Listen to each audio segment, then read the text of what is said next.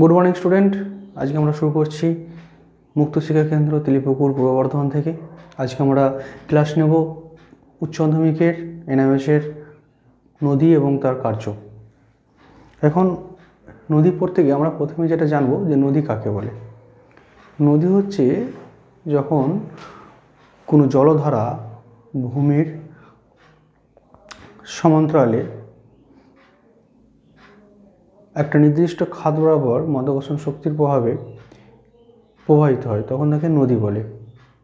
এই নদীর ক্ষেত্রে যে নদীর যে কাজ, সেই নদীর কাজ হচ্ছে সাধারণত তিন প্রকার। একটা হচ্ছে ক্ষয়, বহন এবং সঞ্চয়। ক্ষয়েরও বিভিন্ন প্রকারভেদ আছে। সেই প্রকারগুলি প্রধানত যেগুলো হচ্ছে সেটা হচ্ছে অবঘর্ষ ক্ষয়, ঘর্ষণ ক্ষয় এবং হচ্ছে যে অপসরণ ক্ষয় এবং দ্রবণ ক্ষয়। এখন এই অবঘর্ষ ক্ষয়কে আরও দুটো ভাগে ভাগ করা হয়েছে। একটা হচ্ছে উলম্বভাবে অবঘর্ষ ক্ষয় আর একটা হচ্ছে অনুভূমিকভাবে অবঘর্ষ ক্ষয়। নদী যে প্রবাহিত হয় তখন তার যে পার্টিকেলগুলো থাকে সাধারণত বিভিন্ন ধরনের থাকে, প্রস্তর চাইগুলো। সেই প্রস্তর চাইগুলো যখন নদীর বক্ষে, নদীর তলদেশে পার্শ্বদেশ বরাবর বা কখনো উলম্বভাবে যখন ঘর্ষণ হয় এবং তার ফলে যে ক্ষয়ের সৃষ্টি হয়, সেই ক্ষয়টাকে বলা হচ্ছে নদীর অবঘর্ষ ক্ষয়। এই অবঘর্ষ ক্ষয় দুই ধরনের হয়ে থাকে। একটা হচ্ছে উলম্ব, একটা হচ্ছে আনুভূমিক।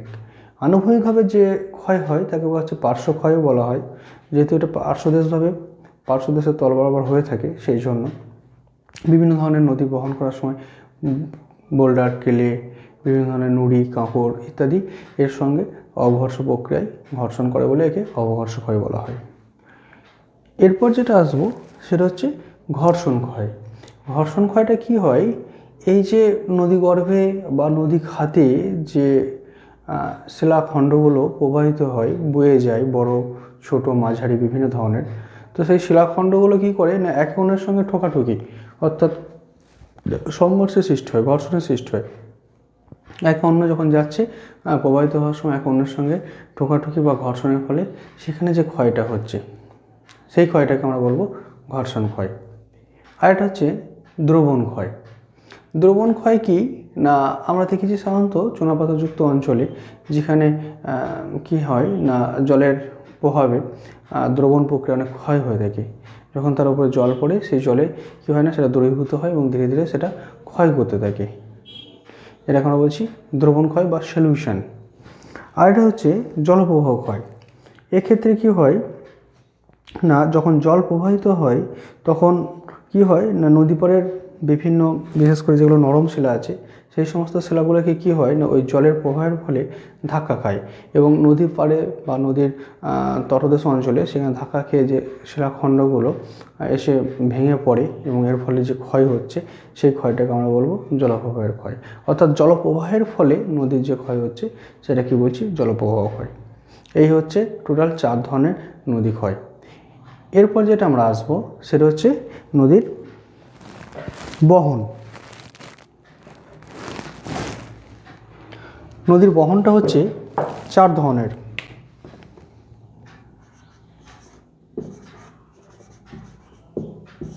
কি কি?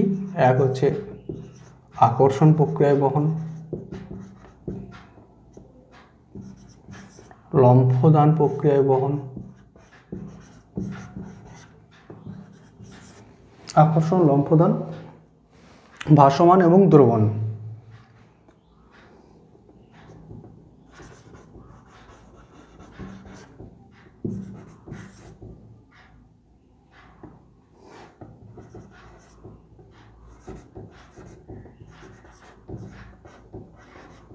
দ্রবণ, এই 4 প্রক্রিয়ায় নদী বহন করে থাকে।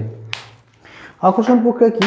যখন বলছে ভারী এবং বিশালাকার শিলাখণ্ড সমূহ যখন নদীগর্ভের স্রোতের টানে প্রবাহিত হয় তলদেশে, তখন সেখানে কি হয় না ওই ভারী টানের ফলে সেটা নিচের দিকে নেমে আসে এবং এর ফলে নিচেতে যে সমস্ত ছোট ছোট খণ্ডগুলো থাকে সেগুলো বড় শিলাটার কী করে না আকর্ষণ প্রক্রিয়া তাকে টেনে নিয়ে যায়।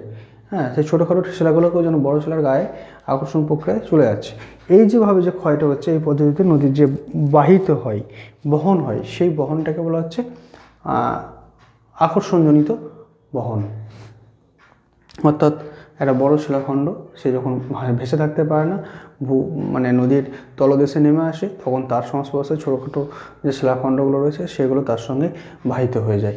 এই যে আকর্ষণ প্রক্রিয়া হচ্ছে, এটা কি বলছে? আকর্ষণ প্রক্রিয়া ক্ষয়।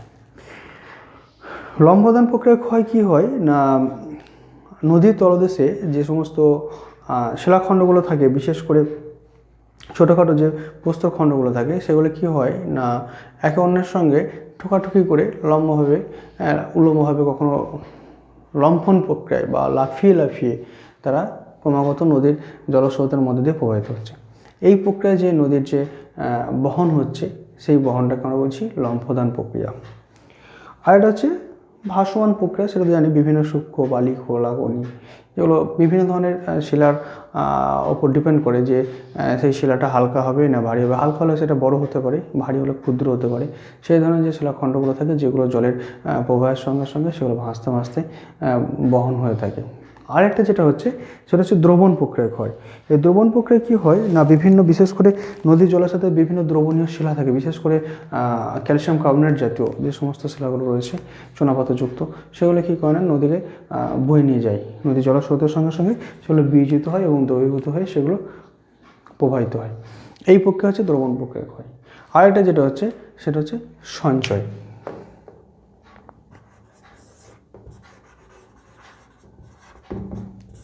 সঞ্চয়, নদীর গতি যখন একটা সময় থেমে যাবে, তার প্রবাহ যখন বন্ধ হয়ে যাবে, তখন কি হবে যে নদী যে ডিপোজিট যে সেডিমেন্টগুলো নিয়ে এসেছিলো, যে সেডিমেন্টগুলো বয়ে এনেছিলো বা ক্ষয় করেছিল, সেগুলো একটা জায়গায় স্টোর করতে থাকবে, হ্যাঁ, সেগুলো জমতে থাকবে। এর ফলে যে বিভিন্ন ভূমিরূপের সৃষ্টি হবে, সেগুলোকে বলছে সঞ্চয় প্রক্রিয়া। সঞ্চয় প্রক্রিয়া, তো নদীর এই প্রধান তিনটে প্রক্রিয়া, একটা হচ্ছে ক্ষয়জাত প্রক্রিয়া, একটা বহন প্রক্রিয়া, আর একটা হচ্ছে সঞ্চয় প্রক্রিয়া। এই তিনটে প্রক্রিয়ায় নদী কাজ করে থাকে। এরপর একটা কথা এখানে আসা যাবে, সেটা হচ্ছে একটা আদর্শ নদী কাকে বলে। আমরা পড়েছি যে আদর্শ নদী হচ্ছে যখন কোনো নদী তার উৎপত্তিস্থল থেকে নিয়ে মোহনা পর্যন্ত প্রথমত তিনটে গতি সুস্পষ্টভাবে লক্ষ্য করা যাবে। সেই গতিগুলো কি কি? উচ্চ প্রবাহ বা পার্বত্য গতি বলা হয়, মধ্য প্রবাহ বা সমভূমি প্রবাহ বলা হয়, এটা হচ্ছে নিম্নগতি বা নিম্ন প্রবাহ বা বদ্বীপ প্রবাহ বলা হয়। এই তিন প্রকার গতি যদি কোনো নদীতে সুস্পষ্টভাবে লক্ষ্য করা যায়, তখন তাকে আমরা বলবো আদর্শ নদী। তো এই একটা আদর্শ নদীর উদাহরণ যেমন আমরা জানি, ভারতবর্ষের বুকে গঙ্গা আছে। তো এই আদর্শ নদীর তার বিভিন্ন স্তরে বিভিন্ন ধরনের ক্ষয়কাজ বা সঞ্চয় কাজের ফলে বা বহন কাজের ফলে কিনা বিভিন্ন ধরনের ভূমিরূপের সৃষ্টি করে। সেই ভূমিরূপগুলো নিয়ে আজকে আলোচনার বিষয়। সেখানে আমরা প্রথমেই দেখব যে উচ্চ প্রবাহ বা পার্বত্য গতি। আমি একটু লিখছি এখানে যে একটা আদর্শ নদী, তার যে তিনটে গতিপথ হয়, সেই তিনটে গতিপথ হচ্ছে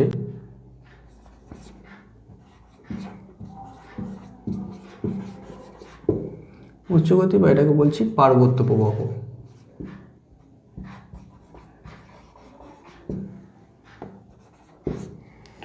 মধ্যগতি বা সমভূমি প্রবাহ, আর এটা হচ্ছে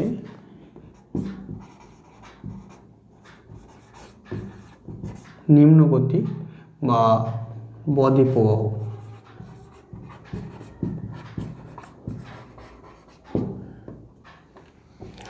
এই তিন ধরনের গতি লক্ষ্য করা যায় একটা আদর্শ নদীর ক্ষেত্রে। এটা আমরা অনেক আগে পড়েছি, আবার একবার জানলাম।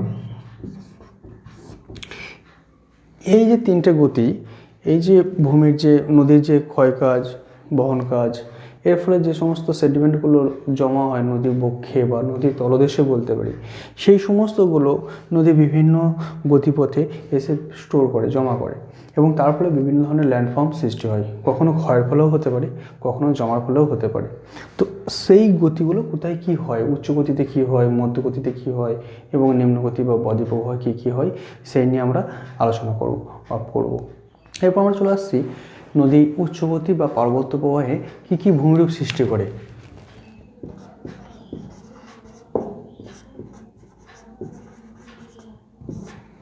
পার্বত্য প্রবাহে যে ভূমিরূপগুলো সৃষ্টি করে তার মধ্যে আমি একটা ভূমিরূপ বলছি, খুব সহজ একটা ভূমিরূপ। এটা হচ্ছে পটহল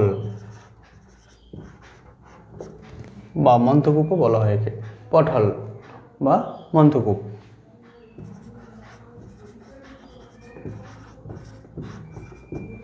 এটা কি হয়, পটহল বা মন্থকূপ কীভাবে সৃষ্টি হয়?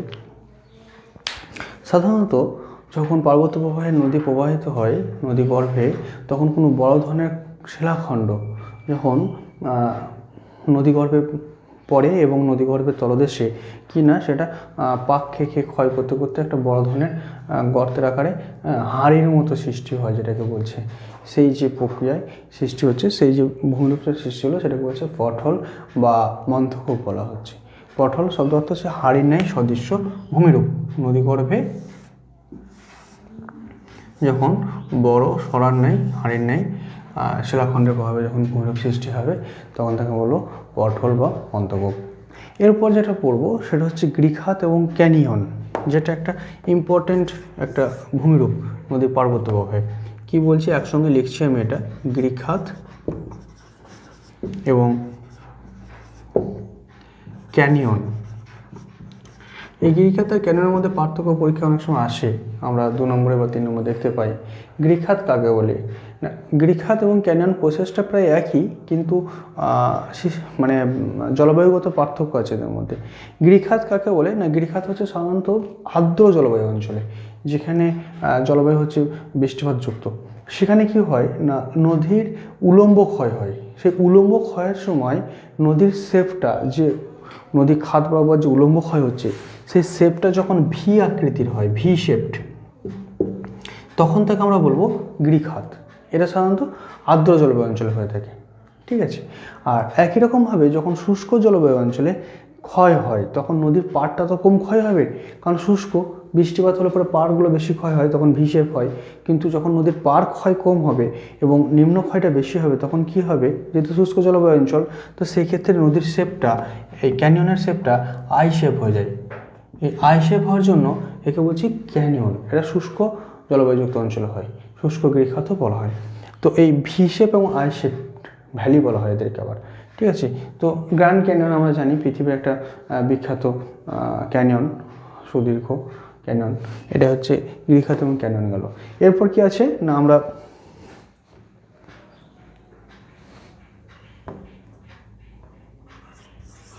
কাসকেড,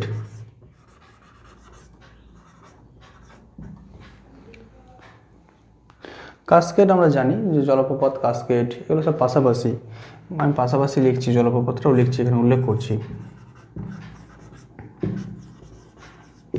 কি হয় না, যখন একটা পার্বত্য অঞ্চলে নদী প্রবাহিত হচ্ছে, হঠাৎ করে ভূমিরূপের শিলাটা যদি আড়াআড়ি বা লম্বভাবে থাকে, তখন তাদের মধ্যে একটা ক্ষয় হয়, ঠিক আছে। পাশাপাশি একটা নরম শিলা, একটা শক্ত শিলা অবস্থান করছে, তো নরম শিলাটা দ্রুত ক্ষয় হয়ে যাবে, তখন সেখানে কী হবে না, নদীটা নিচের দিকে পতিত হবে বা আছড়ে পড়ার মতো অবস্থা হবে। তো এইভাবে কী হয় না, জলপ্রপাতের সৃষ্টি হয়, অর্থাৎ একটা জলধারা প্রবাহিত হচ্ছে, সে নিচে আছড়ে পড়লো।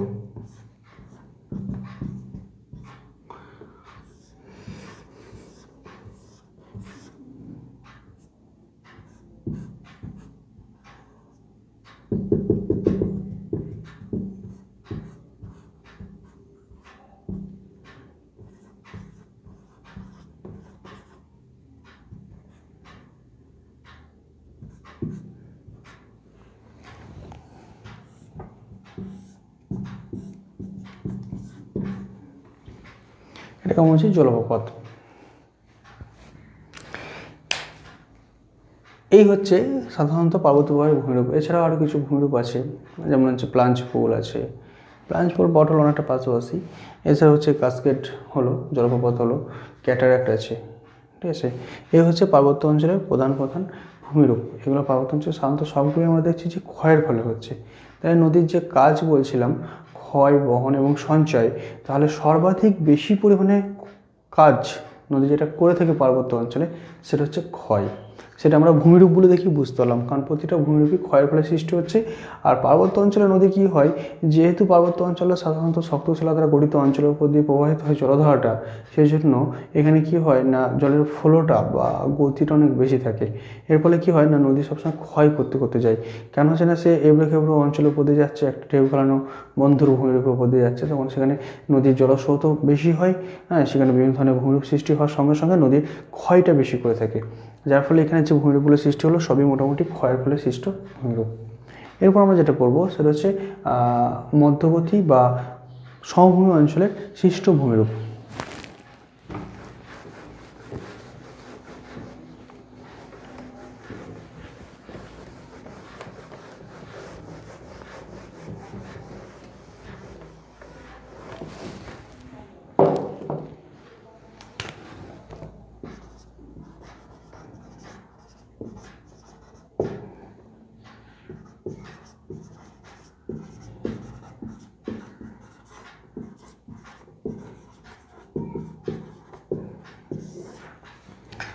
সমভূমি অঞ্চলের সৃষ্ট ভূমিরূপগুলোর মধ্যে প্রধান প্রধান যেটা হয় সেটা সাধারণত হচ্ছে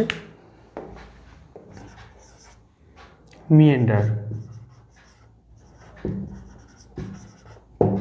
মিয়েন্ডার এর বাংলা হচ্ছে নদী বাঁক।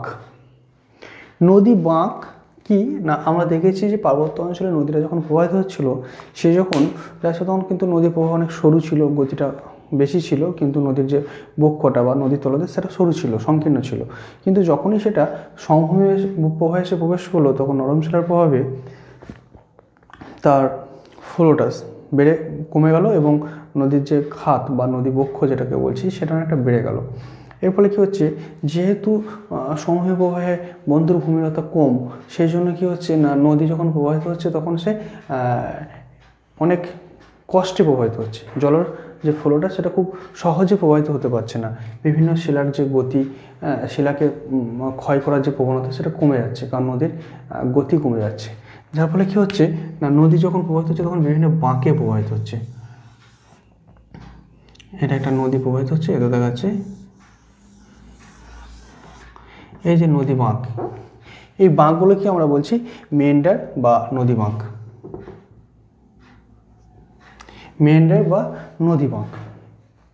পরবর্তীতে কী হয় না এই নদী বাঁক থেকে যখন আরও বেশি পরিমাণে নদীর গতিটা হ্রাস পায় তখন কি হয় না এখানে নদী তার ফ্লোটা বন্ধ হয়ে যায়, আস্তে আস্তে করে নদীর মস্তক দেশে ক্ষয় হয় এবং সেটা অশ্বক্ষাকৃতি হ্রদ সৃষ্টি হয়। সেটা আমরা যাবো, সেটা অনেক সময় সমভূমি অঞ্চলে অশ্বক্ষাকৃতি হ্রদ সৃষ্টি হতে পারে, তবে বেসিক্যালি বদ্বীপহ বা নিম্নগতিতেই হয়ে থাকে।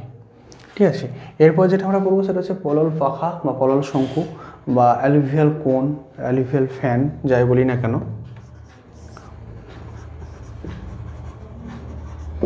পলল শঙ্কু বা পলল পাখা একই ব্যাপার, যখন তার আকৃতি চেঞ্জ হয় তখন তার নামটা চেঞ্জ হয়। এটা কি হয় না নদী যখন পার্বত্য প্রবাহ প্রবাহিত হতে হতে হঠাৎ করে যখন সে মধ্যগতিতে বা সমভূমি প্রবাহে প্রবেশ করছে তখন নদী তার পার্বত্য প্রবাহে যে বিশাল পরিমাণ সেডিমেন্ট নিয়ে এসেছিলো সেই সেডিমেন্টগুলো কী করলো না সমভূমি প্রবাহে এসে বিছিয়ে দিল। সমভূমি প্রবাহে সেই সেডিমেন্টগুলোকে আর বয়ে নিয়ে যেতে পারবে না, কারণ নদীর গতিটা কমে যাবে, জলের গতিটা কমে যাবে, যার ফলে কী হবে সেডিমেন্টগুলো সেখানে পড়ে থাকবে এবং জলটা প্রবাহিত হয়ে যাবে। তো এর ফলে সেই সেডিমেন্টগুলো নিয়ে এসে একটা বিস্তীর্ণ অঞ্চল জুড়ে একটা হালকা একটা চাদরের নিয়ে একটা ভূমিরূপ সৃষ্টি করবে, এটা ডিফারেন্ট টাইপের। যে ভূমিরূপটা অনেকটা কী বলবো শঙ্কু আকারে হতে পারে বা হাত পাখার মতো হতে পারে, সেই জন্য তাকে আমরা বলছি পলল পাখা বা পলল শঙ্কু। কী হয় না নদী যখন আসলো তখন দেখা যাচ্ছে একটা বিস্তীর্ণ অঞ্চল জুড়ে সেডিমেন্ট সৃষ্টি করলো। তো সেই সেডিমেন্টগুলো জমা হয়ে গেলো একটা বিস্তীর্ণ অঞ্চল জুড়ে প্রায় শঙ্কু আকারে, তখন সেখানে যে ভূমিরূপটা সৃষ্টি করলো সেটা হচ্ছে পলল শঙ্কু বা পলল পাখা। আর কি হতে পারে, সাধারণত আমরা দেখতে পাই সমভূমি প্রবাহটা বেশি ঘটে থাকে, সেটা হচ্ছে নদীর চর। আমরা যদি গঙ্গাটাকে ধরি তাহলে গঙ্গার যে মধ্যগতি অর্থাৎ কানপুর, বেনারস এই সমস্ত অঞ্চলে যদি আমরা যাই, এলাহাবাদ, এখানে দেখতে পাবো কি না নদী তার মধ্যগতিতে কী করেছে না অনেক বড় বড় চরের সৃষ্টি করেছে, কি বালু চরের সৃষ্টি হয়েছে। নদী প্রবাহিত হচ্ছে তো মাঝখান দিয়ে দেখা যাচ্ছে একটা বড় চরের সৃষ্টি করলো, হ্যাঁ, আবার তারপর নদী প্রবাহিত হয়ে গেছে এরকম। এই যে বালির চরগুলো এগুলো দেখা যাচ্ছে গ্রীষ্মকালের সময়, যে সময় বৃষ্টিপাত কম হয়, বিশেষ করে শীতকালের দিকে, এখানে কী হয় বিভিন্ন ধরনের সবজি চাষ হতে পারে, হ্যাঁ, যেহেতু পলল মৃত্তিকাও থাকে এর সঙ্গে। এবং গ্রীষ্মের শুরুতে বর্ষা আসার পূর্বে সেখানে কি বিভিন্ন ধরনের যে গ্রীষ্মকালীন ফসল অর্থাৎ তরমুজ, হ্যাঁ, শশা, এই ধরনের প্রচুর চাষ হয়, আমরা সেগুলো দেখতে পারি। মোটামুটি এই চরগুলোকে একরকম ব্যবহারই করা হয়। আবার যখন বর্ষাকাল আসে তখন চরগুলো কী হয় না আবার ঢেকে যায়, জলেতে ঢেকে যায়, আবার জল সরে গেলে আবার সেগুলো দেখা যায়। তাই এই যে নদীবক্ষে চরের সৃষ্টি হচ্ছে, এই চরটা সাধারণত এই সমভূমি প্রবাহে দেখা যায়। কী হয় সেই সময় নদীর গতি কমে যায়, যার ফলে নদী যে সেডিমেন্টগুলোকে নিয়ে আসে সেগুলো একটা স্তরে জমা করতে থাকে, সেইগুলোকে আর বয়ে নিয়ে যেতে পারে না, যার ফলে সেগুলো দীর্ঘদিন ধরে সঞ্চিত হতে হতে হতে এই চরের সৃষ্টি হয়েছে। এই হচ্ছে নদী চর। আর একটা জিনিস হয় সেটা হচ্ছে এই অঞ্চলে যেটা হয় আমরা বলতে পারি কখনো কখনো সেটা কিছু কিছু কনফিউশন থাকবে, যে কিছু কিছু ভূমিরূপ আছে যে ভূমিরূপগুলো বদ্বীপ প্রবাহ হচ্ছে আবার সমভূমি প্রবাহ হচ্ছে। তবু বেসিক্যালি যেটা হয় সেটা হচ্ছে যে বলতেই পারি যে নদী যে বাঁধ যেটা বলছে নদীর স্বাভাবিক বাঁধ, সাধারণত এটা সমভূমি প্রবাহ হয়ে থাকে কিছু কিছু ক্ষেত্রে, আবার কখনো কখনো বদ্বীপ প্রবাহ হয়ে থাকে। এগুলো একটু কনফিউশন টাইপের। স্বাভাবিক বাঁধ কী হয় না, নদী যখন প্রবাহিত হয় তখন নদীর যে তলদেশ, এই যে অংশটা নদী বক্ষ বলছি বা নদী খাত বলছি, এই খাতের একটা লিমিট আছে। সে সর্বাধিক এইদিকে প্রবাহিত হতে পারে, আবার সর্বাধিক সে এইদিকে আসলে এইখান পর্যন্ত প্রবাহিত হতে পারে, এর মধ্যে সে থাকবে।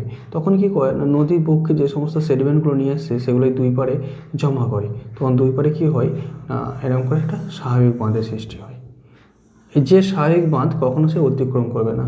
নদীর জলধারা যতই বেশি হোক না কেন, ইভেন বর্ষাকালেতেও সে কখনো তার স্বাভাবিক বাঁধকে ভাঙতে পারে না, স্বাভাবিক বাঁধের মধ্যেই থাকে।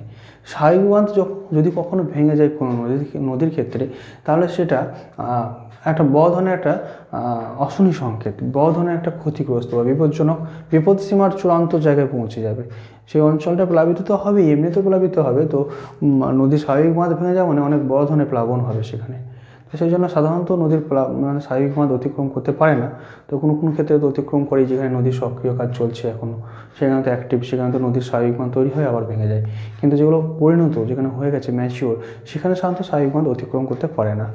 এই হচ্ছে সাধারণত সমভূমি প্রবাহে সৃষ্ট ভূমিরূপগুলো। এরপর আমরা যেটা যাব সেটা হচ্ছে বদ্বীপ প্রবাহে সৃষ্ট ভূমিরূপ আলোচনা করব। এরপর আমরা দেখতে পাচ্ছি যে বদ্বীপ প্রবাহে সৃষ্ট ভূমিরূপ। বদ্বীপ প্রবাহে সৃষ্ট ভূমিরূপগুলোর মধ্যে কী কী আছে না, বদ্বীপ প্রবাহ হচ্ছে যে নিম্নগতি, নদীর নিম্নগতিতে যে সৃষ্ট ভূমিরূপগুলো হয়। এক্ষেত্রে নদীর বেসিক্যালি যে কাজটা আমরা সমভূমি প্রবাহে দেখলাম যে নদীর প্রধান কাজ হচ্ছে সেই ক্ষেত্রে বহন, হ্যাঁ, পার্বত্য প্রবাহে দেখলাম ক্ষয়। আর এই ক্ষেত্রে যেটা দেখবো যে নদীর জলের গতি তো কমে যায়, যেহেতু একদম সে বদ্বীপ প্রবাহে এসে গেছে, সেখানে নদীর যে ভূমির যে বন্ধুরতা সেটা একদম কম থাকে, হ্যাঁ। তো যার ফলে কী হয় না, এখানে বহন ক্ষমতাও কমে যায় এবং আস্তে আস্তে যে ক্ষয় ক্ষমতা সেটা তো থাকেই না প্রায়। তো এর ফলে কী হয়, সম্পূর্ণটা সঞ্চয় কাজের ফলে ভূমিরূপগুলো গড়ে ওঠে। বেসিক্যালি সঞ্চয়ের ফলে সৃষ্ট ভূমিরূপ আমরা এই বদ্বীপ প্রবাহে দেখতে পাই। এই সমস্ত ক্ষেত্রে প্রধান যে ভূমিরূপগুলো আমরা দেখেছিলাম নদীর সমভূমি প্রবাহে, যে মেন্ডার বা নদীর বাঁক বলেছিলাম, সেটা সমভূমি প্রবাহে সৃষ্টি হয়। বদ্বীপ প্রবাহে আসলে কী হয় না, ওই মেন্ডার বা বাঁকটা আরও বেড়ে যায়। তো বেড়ে গিয়ে কোনো কোনো জায়গায় অশ্বপ্রাকৃত হ্রদ সৃষ্টি হয়, বা কোনো কোনো জায়গায় নদীর ওরকম বাঁক থেকে যায়। সেই জন্য আমরা বলতেই পারি যে নদীর বদ্বীপ প্রবাহে সৃষ্ট ভূমিরূপগুলোর মধ্যে একটা কিন্তু মেন্ডার হয়।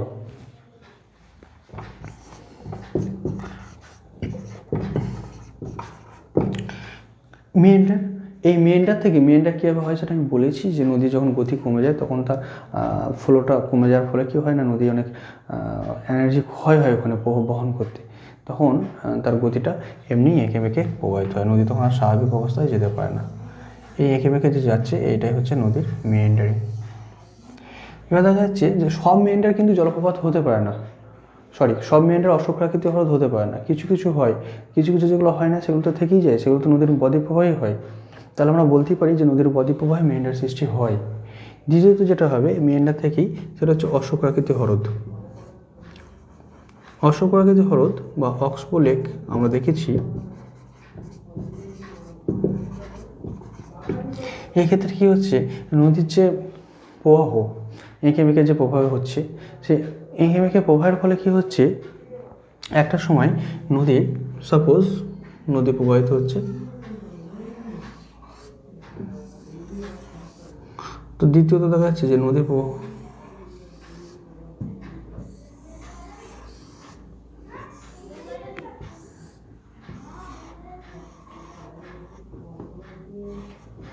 কী হচ্ছে না, নদী যখন প্রবাহিত হচ্ছে তখন নদীর এখানে ধাক্কা লাগছে, আবার এইভাবে ধাক্কা লাগছে, তো এইভাবে প্রবাহিত হচ্ছে।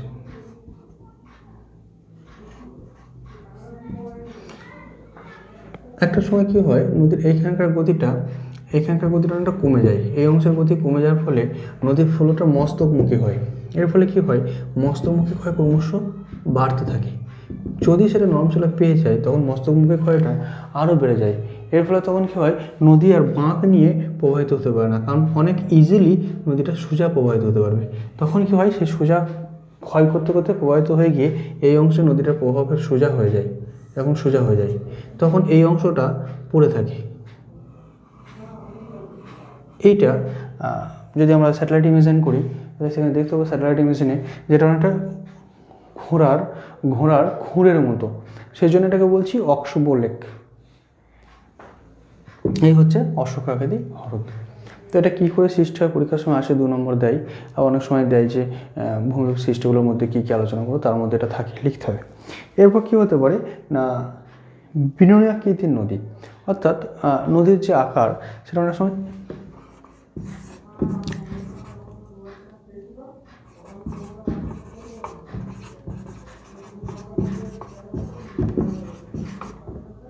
এক্ষেত্রে কী হয়, বিভিন্ন আকৃতির নদী বলতে যে বিভিন্ন ধরনের নদী প্রবাহ এসে একত্রে একটা মিলিত হয় এবং একটা আকৃতির সৃষ্টি হয়, যেটাকে আমরা বিভিন্ন আকৃতির নদী বলছি। তো এরপর যেটা হয় সেটা হচ্ছে বদ্বীপ এবং খাঁড়ি, যেগুলো আরও ইম্পর্ট্যান্ট। বদ্বীপ হচ্ছে যে নদীর মোহনা অঞ্চলে সাধারণত নদীর ফ্লো যখন একদম কমে যায় তখন সমস্ত সেডিমেন্টগুলো নিয়ে এসে নদী তার মোহনা অঞ্চলে এসে জমা করে, এবং তখন কি হয় না, মোহনা অঞ্চলে সেই সৃষ্ট সেডিমেন্টগুলো জমে বিভিন্ন আকৃতির ভূমি সৃষ্টি হতে পারে। সেটা বাংলার ব অক্ষরের মতো হতে পারে, বদ্বীপ হতে পারে, সেটা পাখির পায়ের ন্যায় হতে পারে, এই ধরনের বিভিন্ন করাত আকৃতির হতে পারে।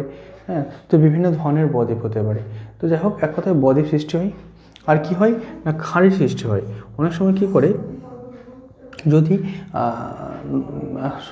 ভূপৃষ্ঠ থেকে সমুদ্রতলটা কিছুটা নিচুতে অবস্থিত হয়, অর্থাৎ সেক্ষেত্রে যদি ভূভাগটা মোহনা অঞ্চলে, নদীর মোহনা অঞ্চলে ভূভাগটা যদি কিছুটা সমুদ্রতল থেকে উঁচুতে থাকে, তখন কি হয়, যে সেডিমেন্টগুলো নিয়ে এসেছে সেই সেডিমেন্টগুলো নিয়ে গিয়ে ডাইরেক্ট সমুদ্রে পড়ে, তখন সঞ্চয় করতে পারে না।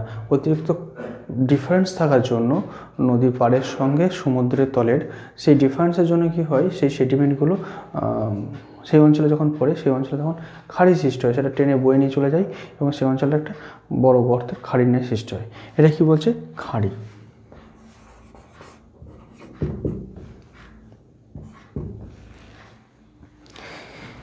এই হচ্ছে সাধারণত আমাদের নদীর ক্ষয়কার্যের ফলে সৃষ্ট ভূমিরূপ।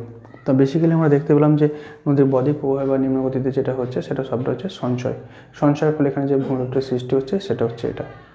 এই হচ্ছে সাধারণত নদীর কার্য, কী কী কাজ করে, ক্ষয়, বহন এবং সঞ্চয়। তার সঙ্গে সঙ্গে নদী বিভিন্ন পর্যায়ে কী কী ভূমিরূপ সৃষ্টি করে সেগুলো, অর্থাৎ ক্ষয়ের ফলে কী কী ভূমিরূপ সৃষ্টি হচ্ছে, সঞ্চয় কাজের ফলে কী কী হচ্ছে এবং বহন কাজের ফলে কী কী হচ্ছে সেটা। বা এক কথায় আমরা অন্যভাবে বলতে পারি যে নদী তার উচ্চ প্রবাহ বা মধ্য প্রবাহ বা নিম্ন প্রবাহে কী কী ধরনের ভূমিরূপ সৃষ্টি করছে, সেগুলো কী কী, সেগুলো হচ্ছে এই পর্যালোচনা এতক্ষণ আমাদের এটা হলো। এই হচ্ছে আজকের বিষয় বা টপিক।